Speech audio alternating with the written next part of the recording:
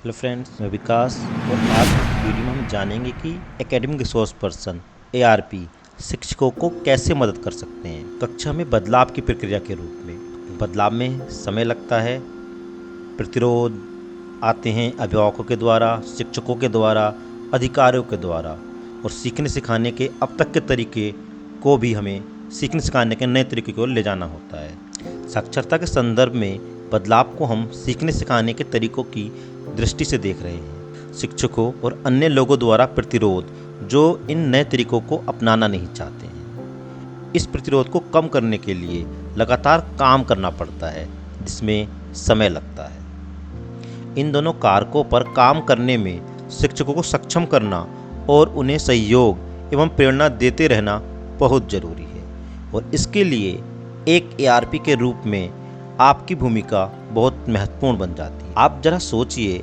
आपके अनुसार एक अच्छी कक्षा कैसी होनी चाहिए। अच्छी कक्षा एग्जाम्पल ले लेते हैं, भाषा की कक्षा सपोज। तो बदलाव की परिकल्पना में आप कौन कौन से घटक शामिल करेंगे भाषा की कक्षा में। इसी तरह हम गणित के लिए भी सोच सकते हैं। आप जिस विषय के शिक्षक हैं, अपनी एक कक्षा उसमें सोचिए, और अगर आप उसमें बदलाव चाहते हैं तो क्या बदलाव चाहेंगे उस कक्षा में आप। तो आपके अनुसार एक अच्छी कक्षा है, भाषा की कक्षा कैसे दिखाई देगी। आप गणित की कक्षा की एक विजुलाइज तो करना पड़ेगा ना, आप क्या चेंज चाहते हैं, हमारा मानक क्या है, हम किस डायरेक्शन जाना चाहते हैं। वो गोल ही नहीं है तो हम क्लियर ही नहीं हो पाएगा ना, कहीं जा ही नहीं पाएंगे। तो पहले आपको अपने एक छवि बनानी पड़ेगी कि भाई इसको मैं अच्छी कक्षा मानता हूँ।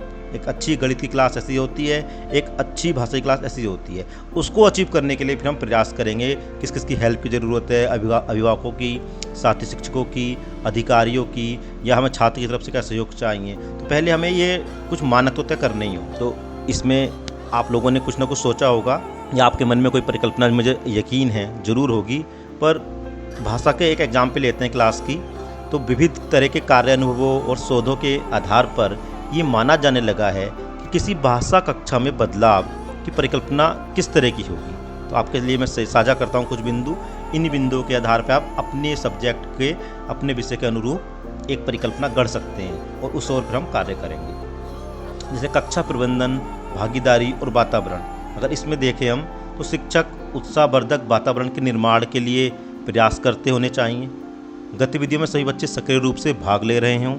बच्चों को जोड़ियों, छोटे एवं बड़े समूह में कार्य करने के अवसर मिल रहे हों। तो मुझे लगता है कि जैसे मैंने कक्षा प्रबंधन, भागीदारी में और वातावरण में 3 पॉइंट रखे, तो आप सभी इन 3 पॉइंट से जरूर सहमत होंगे। कुछ अन्य आपको जोड़ना है तो प्लीज़ कमेंट बॉक्स में हमारे साथ साझा कीजिए। चर्चा का विषय है, और एक मिलकर चर्चा से ही हम गुणवत्तापूर्ण शिक्षा की ओर बढ़ रहे हैं। आकलन की बात करें, शिक्षक द्वारा लगातार आकलन, सतत आकलन के आधार पर बच्चों को मदद मिल रही होगी। सीखने में पीछे चल रहे बच्चों को विशेष सहयोग मिल रहा होगा। तो क्या ऐसा आकलन की छवि भी आपके मन में है।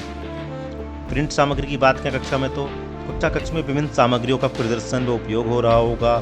जैसे भाषा की कक्षा की बात कर रहे हैं तो कविता पोस्टर, चित्र पोस्टर, किताबों का कोना इत्यादि।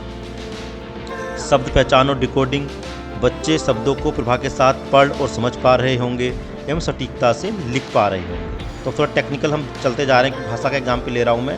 अगर गणित की क्लास होगी तो वो न्यूमेरेसी या फाउंडेशन न्यूमेरेसी की स्किल्स में दक्ष हो रहे होंगे, उनकी दक्षताओं को पा रहे होंगे। तो अभी हमने भाषा के एग्जाम्पल पर डिटेलिंग कर रहे हैं। तो शब्द पहचान और डिकोडिंग में बच्चे इस प्रभाव के साथ पढ़ पा रहे हों, जरूरी चीज़ समझ पा रहे हों और सटीकता से लिख पा रहे होंगे। मौखिक भाषा में बच्चे गतिविधियों के दौरान बच्चे स्वतंत्र होकर अपनी बात कह रहे होंगे। शिक्षक और बच्चे अपने घर की भाषा में चर्चा कर रहे होंगे। बच्चे खुले छोर के प्रश्नों पर चर्चा कर रहे होंगे। तो खुले छोर के प्रश्न मतलब जैसे आपने पूछा कि इस चित्र में क्या क्या दिखाई दे रहा है, तो जो चित्र में है वही बताएंगे। तो ये बंद छोर का प्रश्न हो जाएगा। भाई पार्क है, लड्डू है, जो भी चित्र है, झूला है ना, इसमें ज़्यादा आपको संभावना नहीं है जवाब आने की। खुले छोर के प्रश्न मतलब जो चित्र में अगर इस लड़के की जगह आप खड़े होते तो आप क्या करते। तो इसके कई आंसर संभव हैं और सभी आंसर ठीक भी हो सकते हैं। बच्चों के कल्पनाशीलता से बच्चे जवाब दे रहा है। इस तरह के सवाल जहां बच्चों को सोचने, डायरेक्ट उसका आंसर नहीं दिखाई दे रहा है और अपने सोच कर विचार के वजह जवाब दे रहा है, ऐसे सवाल तो बच्चा चर्चा कर पा रहे हो।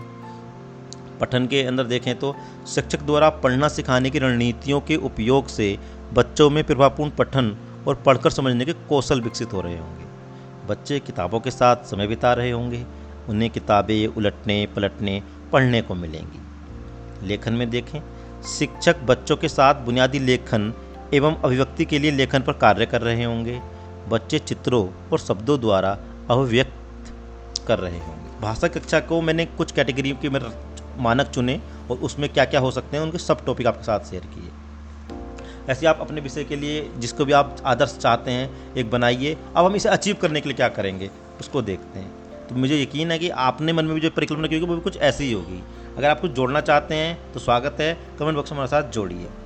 तो ये ज़रूरी नहीं है कि सारे बदलाव एक साथ दिखाई दें, लेकिन किसी भी समय आपके द्वारा जब कक्षा अवलोकन किया जाए तो इनमें से अधिकतर बदलाव दिखाई देने चाहिए। ये सभी बदलाव केवल सीखने सिखाने की रणनीतियों के नहीं हैं, इसमें शिक्षकों की मान्यताएं भी शामिल हैं जिन पर काम किया जाना चाहिए। फॉर एग्जाम्पल, गतिविधियों में सभी बच्चे भागीदारी कर पाएँ, उसके लिए इस मान्यता को बदलना ज़रूरी है कि सिर्फ कुछ ही बच्चे अच्छे और वे ही भाग ले पाएंगे। ऐसी कई और मान्यताएं हैं जिन बदलाव लाने से शिक्षण रणनीतियों में बदलाव ज़्यादा कारगर और प्रभावी होगा। सभी विद्यालयों में हर एक बच्चे का सीखना बेहतर हो सके, इसके लिए ही स्कूल में संकुल से लेकर ब्लॉक, जिला व राज्य स्तर तक एक पूरी शिक्षा व्यवस्था काम करती है।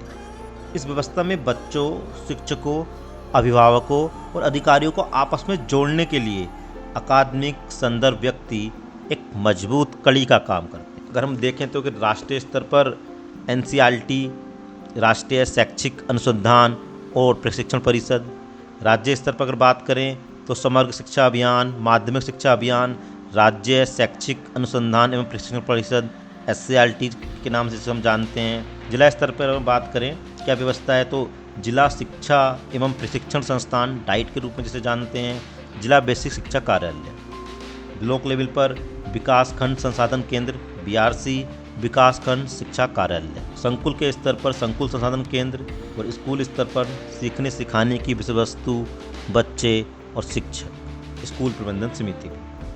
तो ये कैसे पूरी कड़ी है, जो पूरी व्यवस्था है जो शिक्षा को बेहतर बनाने में लगी हुई है, उसको हमने अभी देखा। इस पूरी व्यवस्था का उद्देश्य क्या है? कि पूरी व्यवस्था इसलिए है राज्य द्वारा निर्धारित पाठ्यचर्या में निहित शैक्षिक उद्देश्य को प्राप्त किया जा सके। प्रारंभिक शिक्षा में बच्चों के लिए सीखने सिखाने का आधार भाषा है। यदि बच्चे भाषा एवं साक्षरता कौशलों में पिछड़ जाएं, तो वे अन्य विषयों में भी पिछड़ जाते हैं। इसलिए प्रारंभिक स्तर पर भाषा शिक्षण को महत्वपूर्ण माना गया है। प्राथमिक कक्षाओं में शिक्षक शिक्षिकाओं को अकादमिक सहयोग देने में आप ARP मुख्य भूमिका में है। आपको अपनी भूमिका के लिए, जैसे हम देख रहे हैं ना, जैसे कि आज वीडियो का टाइटल भी है कि एक ARP क्या करे, कैसे वो अच्छी भूमिका अदा कर पाए गुणवत्तापूर्ण शिक्षा में। तो आप देखेंगे कि शिक्षकों के बेहतर प्रयासों की प्रशंसा व साझा करना एक ये ARP की बड़ी भूमिका हो सकती है बदलाव के रूप में अगर हम लाना चाहते हैं। तो कि जो ऑलरेडी अच्छे काम हो रहे हैं, ऐसा तो नहीं सब जगह खराब ही हो रहा है ना, तो जहाँ कुछ अच्छा हो रहा है उस अच्छे को, उन प्रयासों को हम तारीफ़ करें उनकी भी, और उसको प्रशंसा करें अन्य जगह पर भी कि भाई जो अच्छा है उसको बढ़ना चाहिए, आगे बढ़ना चाहिए उसको। जैसे एक कहानी भी ध्यान आई, गुरु नानक शिष्यों के साथ मर्दाना के साथ वो जा रहे होते हैं, तो एक गांव में पहुंच जाते हैं। तो एक गांव में उनका बहुत ज़्यादा प्रॉब्लम होती है, कोई ना ढंग से बात भी नहीं करता है, खाने को भी देता है। तो वो उनसे कहता है कि आप यहीं बसे रहो। अगले गांव में जाते हैं तो उनकी बहुत ज़्यादा खातिरदारी होती है, स्वागत सत्कार होता है। तो वो कहते हैं कि आप बिखर जाओ। तो वो चौंक जाता है कि जिन्होंने आपके साथ मिसबिहेव किया उनको आपने वहीं अच्छी जगह बसे रहने का आशीर्वाद दिया, जिन्होंने आपके साथ अच्छा किया उन्हें बिखर जाने का दिया। तो उन्होंने कहा कि बुराई है ना, आप जवाब सुनिए गुरु नानक का, वो ना फैले, वो एक ही जगह रहे, वही तो ही अच्छा है। और अच्छाई जितना फैले वो औरों को भी अच्छा करती चली जाएगी। कॉन्टिजेनस होती है, संक्रामक रोग की तरह बढ़ती चली जाती है। इसीलिए अच्छे प्रयासों को हमें प्रशंसा व साझा करना चाहिए। और क्या भूमिका हो सकती है? सीखने सिखाने के लिए बैठक व कार्यशालाओं का आयोजन करना, आपस में जो कंटिन्यूस प्रोफेशनल डेवलपमेंट की बात करते हैं तो एक कल्चर खड़ा करना, कल्चर बनाना कि सब शिक्षक बैठ के अकादमिक मुद्दों पर बात करें। स्कूल के साथी शिक्षक साथी स्कूलों के आसपास के शिक्षकों को लेकर आना एक मंच पर और अपनी चुनौतियों पर वो बात करें और एक दूसरे पे अगर उनके पास समाधान है तो जरूरी नहीं समाधान हो, पर समस्याओं को अगर हम बेहतर समझते हैं तो समाधान की ओर बढ़ते हैं। तो इस तरह की बैठकों का आयोजन करवा सकते हैं ARP लोग। नेक्स्ट, कक्षा अवलोकन कर फीडबैक और बदलाव की योजना बनाने में मदद करना। इस पर हम डिटेल में बात करेंगे कि अवलोकन के मुख्य बिंदु क्या हो सकते हैं, एक सकारात्मक फीडबैक कैसे दिया जाता है, पर एक बहुत ज़रूरी काम है कि कक्षा का अवलोकन करना और उसके बाद फीडबैक या बदलाव की जो योजना है उसमें शिक्षक के साथ मिलकर आगे की तैयारी करना। अभी हम देख रहे हैं कि क्या क्या हम कर सकते हैं। तो अगले बिंदु की तरफ बात करते हैं, बेहतरी के लिए मिलकर प्रयास करना बहुत ज़रूरी है। मिलकर, तो इसमें अभिभावक, शिक्षक साथी, अधिकारीगण, कम्युनिटी के समुदाय के लोग, सभी लोगों को मिलकर ही प्रयास करो। तो सभी को एक ARP एक कड़ी है जो इन सबको जोड़े रखेगा या एक मंच पर लाएगा। किस लिए लाएगा? बदलाव के लिए। क्या बदलाव लाना है? बेहतरी के लिए, स्कूल में बच्चों शिक्षक की गुणवत्ता में। नेक्स्ट बिंदु की तरफ बात करते हैं, उपलब्ध संसाधनों का समुचित उपयोग। संसाधन कभी पूरे तो कहीं होते ही नहीं हैं, हमेशा कहीं ना कुछ कमी रहती है, पर जितने हैं अवेलेबल हमारे समुदाय में, हमारे स्कूल में, एक शिक्षक के पास, उनका तो ऑप्टिमम यूज हो। उसमें हम ये पाते हैं, आपने महसूस किया होगा कि वो ही अच्छे से यूज, पूरी तरह से उनका यूज होना भी बाकी रह गया। तो ये एक जिम्मेदारी ARP की होती है, वो कैसे सुनिश्चित करे कि जितने संसाधन हैं, जो नहीं है उसको व्यवस्था तो होंगी जब भी होंगी, पर अभी जो हम कर सकते हैं, जो हमारे पास हैं, उनका बेहतर उपयोग करना शुरू करें। नेक्स्ट बिंदु, भाषा कक्षाओं में या विषय जो सब्जेक्ट विषयवार जो जिसमें हम अवलोकन करने जा रहे हैं, उसमें अकादमिक सहयोग के क्षेत्र में प्राथमिकताएं तय करना। अगर भाषा कक्षा है तो भाषा में हमने जो आदर्श, मैंने अभी छवि बनाई थी, उस ओर बढ़ना है। गणित की कक्षा है तो गणित के लिए जो हमने मॉडल लिया है कि ये TLM से पढ़ाई होनी चाहिए, ELPS अप्रोच के आगे बढ़ना चाहिए, एक गणित कोना होना चाहिए। तो उसको जो भी हमारे इंडिकेटर हैं उसकी ओर शिक्षक के साथ बात करके आगे बढ़ते रहना है। और इसके लिए ज़रूरी क्या है? इसके लिए ज़रूरी है कि अगर मुझे भाषा का या फिर जिस भी विषय की अवलोकन करना है या शिक्षक मदद करना है, तो उसकी साक्षरता की प्रारंभिक आधारभूत समझ होनी बहुत ज़रूरी है। अगर मुझे ARP को अगर उसी की जो टेक्निकल पॉइंट होते हैं, कैसे इम्प्रूव करा जा सकता है भाषा की क्लास के जो पहलू हैं, पठन में, डिकोडिंग में, लेखन में, आप हम बेहतर समझते भी हैं तो हम शिक्षक को सलाह दे पाएंगे। अगर हम गणित के एग्जाम्पल लें तो संख्या ज्ञान या प्री नंबर कंसेप्ट या ऑपरेशंस में शिक्षक को हम कैसे कनेक्ट करवा पाएँ, कैसे अच्छे उदाहरण दे पाएँ कि हम बच्चे, एक शिक्षक अपनी क्लास में पहचान पाए कि कहाँ कुछ कमी रह रही है, उसको आगे बढ़ने की योजना में उसकी मदद कर सके। तो इसके ये जानना भी खुद की कैपेसिटी बिल्डिंग बहुत ज़रूरी है। तो ये मैंने आपके सामने रखी कि कहाँ कहाँ हम ARP अपनी भूमिका अदा कर सकता है। आज की वीडियो में हमने जाना कि बदलाव की प्रक्रिया क्या है, यानी सीखे सिखाने के अब तक तरीके से हमें सीखना, नए तरीके की तरफ जो चलना है और कुछ प्रतिरोध को सामना करते हुए बदलाव की ओर बढ़ना है। और बदलाव की परिकल्पना में हमारी ये परिभाषा हमारे माइंड में क्लियर होनी चाहिए, क्या बदलाव हम चाहते हैं। तो उसके लिए एक एग्जाम्पल से हमने इस वीडियो में देखा कि भाषा की क्लास में कुछ इंडिकेटर लिए, क्लासरूम मैनेजमेंट के, असेसमेंट के, प्रिंट रिच सामग्री के, डिकोडिंग के, मौखिक भाषा पठन के और लेखन के। तो हर एक में हमने कुछ कुछ इंडिकेटर देखे। तो ऐसे हर विषय के हम कुछ इंडिकेटर सेट करेंगे कि हाँ हम पहुँचना चाहते हैं, और उस बदलाव की ओर हम कैसे समूह को कौन कौन शामिल करेंगे। तो हमने देखा कि उसमें राष्ट्रीय स्तर पर, राज्य स्तर पर, जिला स्तर पर, विकासखंड पर, संकुल पर, स्कूल स्तर पर क्या क्या संस्थाएं होती हैं, क्या क्या व्यवस्था की गई है, और सारी व्यवस्थाएं के लक्ष्य को हमने जाना।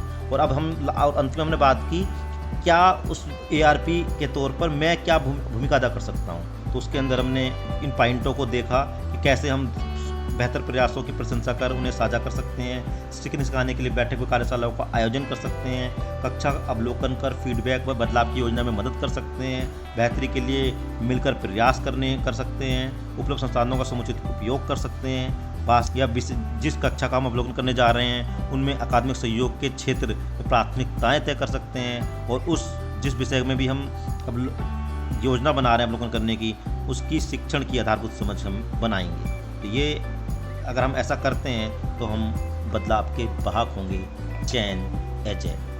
तो होप आज की वीडियो आपको पसंद आई होगी। लाइक करें, शेयर करें, चैनल को सब्सक्राइब, ताकि वीडियो को नोटिफिकेशन आपको तुरंत मिल जाए। और इस नेक्स्ट वीडियो में हम बात करेंगे कि कैसे अकादमिक सहयोग के भाषा की क्लास में क्या मायने हैं, और क्या हम उसके कुछ ठोस एग्जाम्पल लेंगे, कैसे हम भाषा की क्लास में मदद कर सकते हैं, ARP की भूमिका को बेहतर निभा सकते हैं। बने रहिए लर्निंग कम्युनिटी का हिस्सा, चैनल की सब्सक्राइब। जय हिंद, जय भारत।